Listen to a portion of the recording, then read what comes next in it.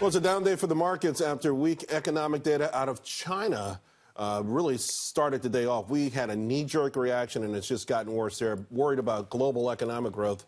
President Trump tweeting, though, this morning, China just announced that their economy is growing much slower than anticipated because of our trade war with them. They have just suspended U.S. tariff hikes. U.S. is doing very well. China wants to make a big and very comprehensive deal. It could happen, and rather soon. Well, he's definitely right about one thing here specifically, and the U.S. is doing so much better vis-a-vis what China is doing. Our numbers out today really tell that story.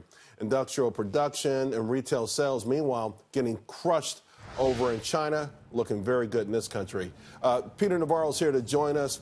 Peter, first, let's talk about the U.S. economy, how great it's doing, and how it continues to confound the experts, the same experts that are calling for doom and gloom and calling for recession. Also, had the biggest miss on the unemployment claims yesterday, which dropped to a 49-year low. It's the biggest beat all year long. Wall Street didn't expect it. I don't think they expected today's retail sales numbers. They blew away all Wall Street's expectations. So what do you think it is? Wall Street's, they keep looking for doom and gloom. This administration is delivering an amazing economic data almost every time it comes out. What's the feeling there? So let's do the hat trick. The retail sales were above expectations, and as you pointed out, industrial production was double that at consensus. But you missed one, Charles. How could you miss this one? Iron and steel capacity utilization up to 82%, the highest since 2008. A great testimony to the impact, positive effect of the Trump tariffs. Plus, we saw recently that the consumer price index, zero inflation. Zero inflation. So, yeah, I heard your segment earlier. Ken Mahoney was talking about the Fed and raising rates and this, that, and the other thing. It's like, I think the argument for the Fed not to raise rates in December, which is a strong one, is not that things are weakening, but that we have a really strong economy here, Charles, without inflation. I mean, why the only reason why the Fed would raise rates is to fight inflation. We're not seeing that. And the reason, Charles, we're not seeing that is because the Trump policies basically allow us to grow by increasing investment and productivity, moving forward, fighting inflation. Deregulation fights inflation. Corporate tax cuts would stimulate investment, fight inflation. So you have to ask yourself the question, Charles, what's the Fed up to? I've said many times now that they move too far, too fast, and I think maybe Peter, they should. What would you say to critics then who say, well, even if the Fed wanted to change their mind right now, the constant criticism from President Trump has made that impossible. If they don't hike next week, it will look like they're being pushed around and bullied by the White House, and they will lose all the confidence of Wall Street. I would say that's the silliest argument ever, because what the Fed needs to do is the right thing. And if they just look at the data at this point in time, as opposed to when they might have announced their intention to do this, they'll see that we've got a very strong economy. The Trump policies are working beautifully to restrain inflation. There's no inflation in the data. The markets obviously are concerned about the Fed going too far, too fast. And if they just look at it in a rational way and do their job like they're supposed to, I think we'd have a good result. But the bottom line is, whether they raise rates or not in December, what we have, Charles, is a very, very strong economy here, driven by 4 points of the compass. It's deregulation, it's a good trade policy, unleashing the energy sector, and corporate tax cuts. And this is the Trump economy that this president promised. Right. He's delivering. Peter, I'm going to ask you a little bit here about the China situation, but I want you to take a listen to my thoughts on the way the administration has articulated this recently. Last week, the biggest source of market pressure came from a presidential tweet and a parade of White House officials constantly contradicting themselves and working too hard to appease the wrong people. Wall Street is not rooting for the White House, and the White House is wasting its time and falling into traps when it tries to defend itself. Peter, I think that you're going to win. I think you're winning. I think, and by the way, I think it's going to be a quote-unquote beautiful deal that works out for both China, United States, and the rest of the world. But it feels like every time you guys try to appease or you assuage Wall Street, which doesn't want you to win, which doubts you every single time, it just hurts your cause. Charles, I thought you held back a little bit in that.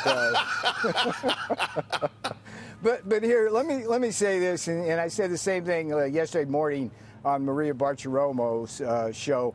Here's what I think Wall Street should do, and what we should do. Everybody should wait until March 1st to see what the Chinese offer is. And how the president responds to it, because ultimately it's going to be the president that makes the decision. The problem we have now is that the Chinese government basically is feeding press releases to the American media, which is dutifully printing it, and then Wall Street reacts to it, and it's creating a cycle which is not healthy. You're being far too kind to the America's financial media. I can tell you this, Peter. I read in the South China Morning Post on Monday about the fact that Made in China 2025 couldn't happen, that China will miss its current 5-year economic plan, it missed its last 5-year economic plan, they haven't invested enough money, and it's too ambitious. You can read over there on Tuesday that they were going to make adjustments in Made in China 25, and our media is slow to pick up on it, and every time there's a positive news announcement, it's greeted with so much skepticism that we hear people on TV out and out saying China's lying, they're not going to live up to it. Maybe these dates are wrong. It's an amazing amount of pressure. So here's what I think is important for the markets in terms of confidence. What we have is the best president we've had in modern history on trade, hands down. What we have is the best trade negotiator in Robert Lighthizer as the U.S. trade representative, hands down, who has just come off negotiating the best deal we've ever had with the U.S. Mexico-Canada deal. So let's give the process some time, have confidence that whatever the outcome is, it'll be best for the American people, best for the economy, and best for the markets.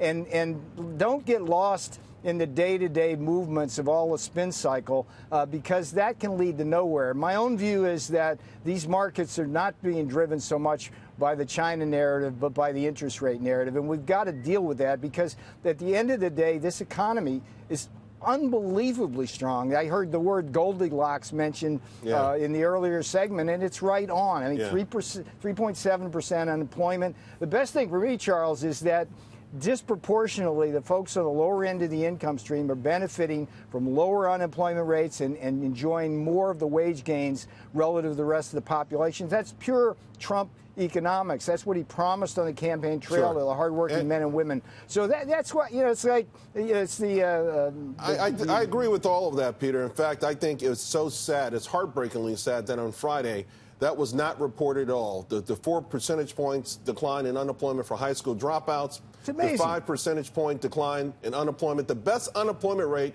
for high school grads since 2000. I think Main Street gets it.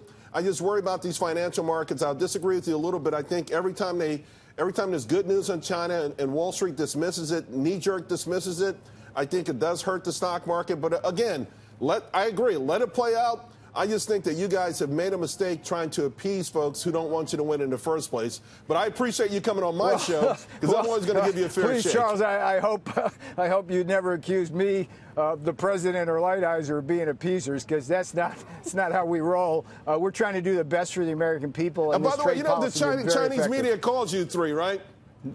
No, I don't. The Iron Triangle. The Iron Triangle. When this first blew up, the first thing they said was these guys are the Iron Triangle. They're the only ones who believe in tariffs will work. They're the Iron Triangle. They're living in a past age. But I got to tell you, I think you guys are the right combination to make this work. Peter. I'll wear that like a badge of honor, Charles. I love what you do on your show, friend. Thank you very much. Appreciate it. Thanks a lot.